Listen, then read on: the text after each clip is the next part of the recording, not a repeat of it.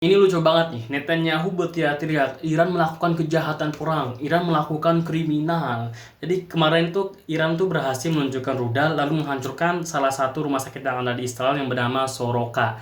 Nah, jadi ketika rumah sakit itu hancur, si Netanyahu tuh melakukan jurus play victim. Dia tuh langsung ngomong di media, Iran telah melakukan kejahatan perang. Dia menyerang warga sipil yang berada di rumah sakit Soroka. Nah, kita harus tahu dulu nih, rumah sakit Soroka itu adalah tempat untuk mengobati tentara-tentara Zionis setelah mereka pulang dari genosida yang ada di Palestina. Mereka yang terluka akibat para pejuang Palestina ketika melakukan genosida. Nah, mereka tuh dirawatnya di rumah sakit Soroka gitu. Jadi pasiennya itu kebanyakan ya tentara Zionis. Dan anehnya itu sebelah rumah sakit itu terdapat markas besar komando tentara Israel dan intelijen gitu. Jadi markas besar ini tuh memfasilitasi ribuan tentara, lalu terdapat rumah bagi sistem penting untuk digital dan intelijen Israel gitu untuk melakukan serangan cyber atau apa kayak gitu.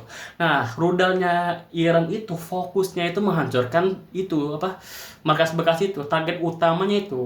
Sedangkan rumah sakit Soroka itu dia tuh hancurnya karena gelombang kaget dari rudalnya Iran. Karena rudal Iran tuh dahsyat gitu. Jika ini hancur, yang lain juga pasti sekitarnya juga kena efek-efeknya gitu. Nah, aneh aja gitu ya, ada rumah sakit sebelahnya markas besar komando tentara Zionis. Pasti kan ada hubungannya gitu.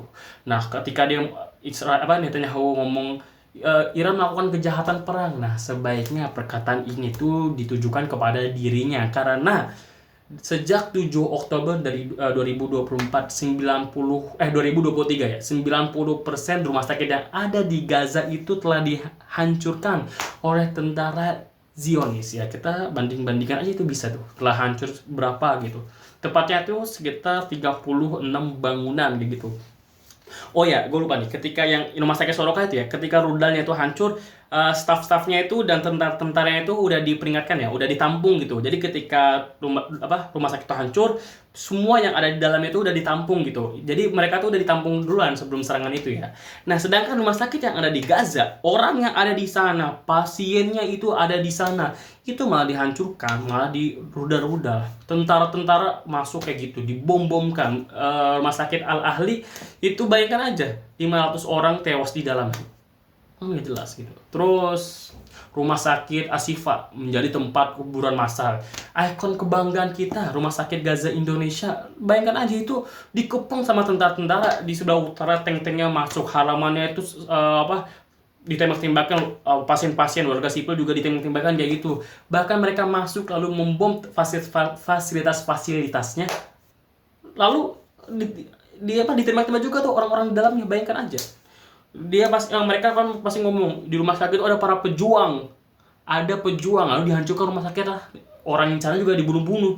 Rumah sakit tuh terdapat terowongan, padahal kagak ada gitu, tapi di pura-pura tuduhkan gitu kan. Sebenarnya tujuan mereka itu kan ya ingin menghancurkan, ya membunuh, membantai gitu kan, genosida kayak gitu kan. Bukan sekadar itu aja. Bayangkan aja nih kan, ketika Gaza itu diblokade selama 2 bulan lebih, 3 bulan lebih lah, itu obat-obatan itu nggak bisa masuk kan karena di blokade itu. Bayangkan aja nih, selama itu Gaza itu kekurangan obat-obat 45% lebih lah, stoknya udah habis itu udah.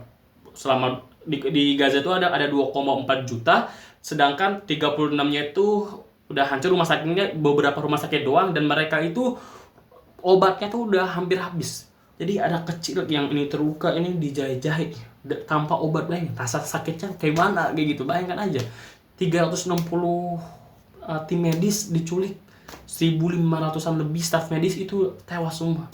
Ini seharusnya kalimat kejahatan perang itu ditujukan kepada Netanyahu dan Israel kayak gitu. Semoga bermanfaat.